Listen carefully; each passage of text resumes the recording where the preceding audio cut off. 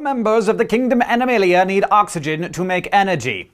Oxygen is compulsory. Without oxygen, we die. But as you know, the byproduct of the process that keeps us all alive, cellular respiration, is carbon dioxide, or CO2, and it doesn't do our bodies a bit of good. So not only do we need to take in the oxygen, we also gotta get rid of the CO2. And that's why we have the respiratory and circulatory systems to bring in oxygen from the air with our lungs, circulate it to all of our cells with our heart and arteries, and collect the CO2 that we don't need with our veins, and dispose of it with the lungs when we exhale.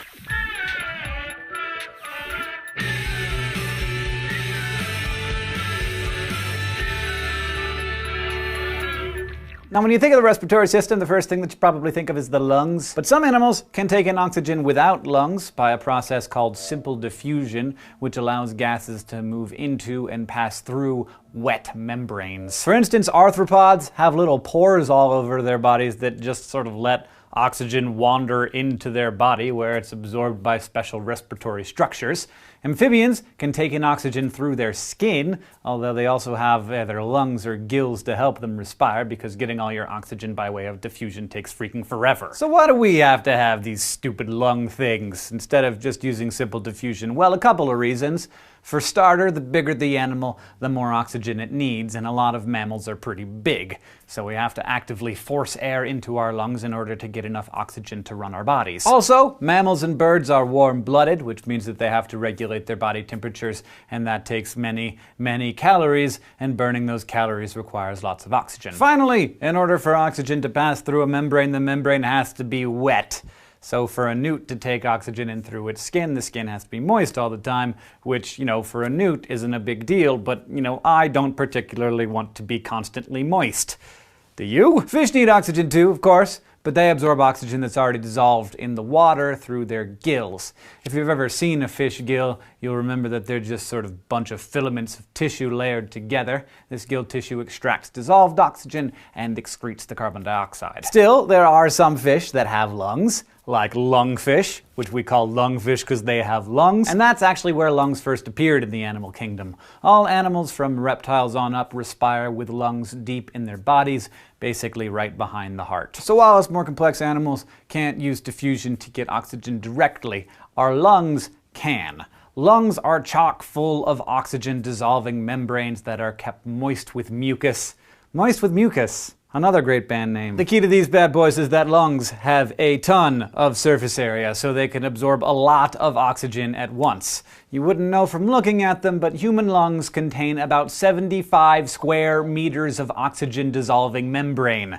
That's bigger than the roof of my house. And the simple diffusion that your lungs use is pretty frickin' simple. You and I breathe oxygen in through our nose and mouth. It passes down a pipe called your larynx, which then splits off from your esophagus and turns into your trachea, which then branches to form two bronchi, one of which goes into each lung. These bronchi branch off again, forming narrower and narrower tubes called bronchioles. These bronchioles eventually end in tiny sacs called alveoli.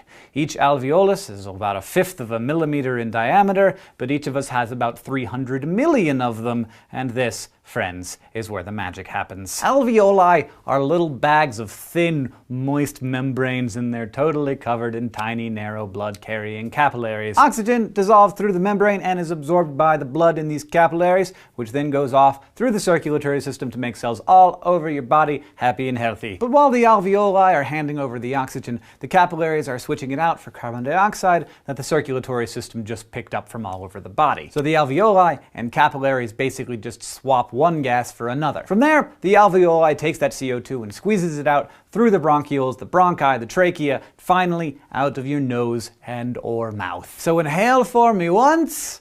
Congratulations, oxygen is now in your bloodstream. Now exhale. Wonderful, the CO2 has now left the building and you don't even have to think about it, so you could think about something more important, like how many Cheetos you could realistically fit into your mouth at the same time. So now you're all, yeah, that's great, Hank, but how do lungs actually work? How do they do the thing where they get moved to come in and out and stuff? Well, eloquent question, well asked. Lungs work like a pump. but they don't actually have any muscles in them that cause them to contract and expand. For that, we have this big flat layer of muscles that sits right underneath the lungs called the thoracic diaphragm. At the end of an exhalation, your diaphragm is relaxed. So picture an arc pushing up on the bottom of your lungs and crowding them out so that they don't have very much volume. But when you breathe in, the diaphragm contracts and flattens out, allowing the lungs to open up. And as we know from physics, as the volume of a container grows larger, the pressure inside it goes down. And the fluids, including air, always flow down their pressure gradient from high pressure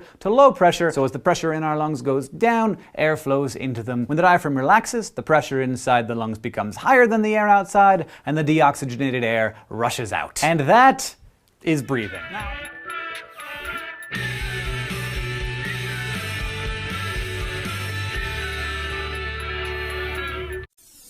Respiratory organs in amphibians. Have you observed a frog or a toad sitting quietly? You would have noticed that though its mouth is closed, the flow of its mouth keeps going up and down.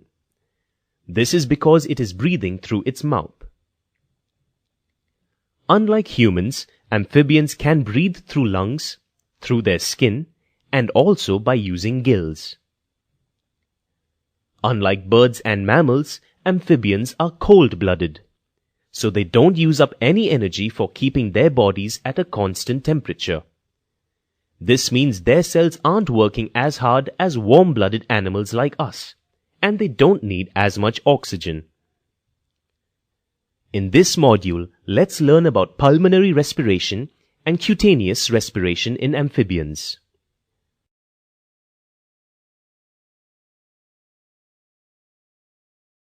Respiration through lungs is known as pulmonary respiration. The frog breathes through lungs while on land,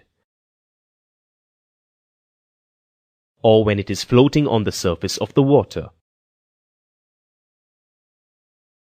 It takes in air through the nostrils into the mouth by lowering the floor of the mouth or the buccal cavity, keeping the mouth closed. Next, the nostrils are closed and the passage between the mouth cavity and lungs is opened. The floor of the buccal cavity is raised and air is forced into the lungs. Exchange of gases takes place in the lungs as well as the lining of the buccal cavity. Oxygen diffuses in and carbon dioxide diffuses out.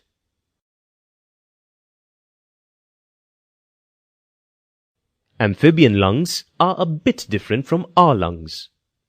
Our lungs are spongy and full of tiny little sacs called alveoli. These alveoli increase the amount of surface that oxygen can enter our bodies through. Since amphibians don't need as much oxygen as humans, they don't have as many alveoli either. The way amphibians use their lungs is different from humans too. Humans have a diaphragm beneath their lungs that causes the air to rush in and out. Amphibians don't have diaphragms, and they have to force air into their lungs by moving their mouth like we do when we are swallowing.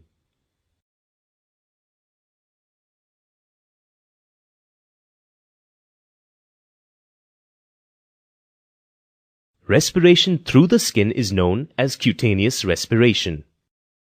The skin on amphibians is very thin and is richly supplied with blood capillaries. The water carries oxygen with it, which diffuses into the capillaries, and the carbon dioxide from the blood diffuses out. That's why most amphibians have to live in moist places, where there's water nearby.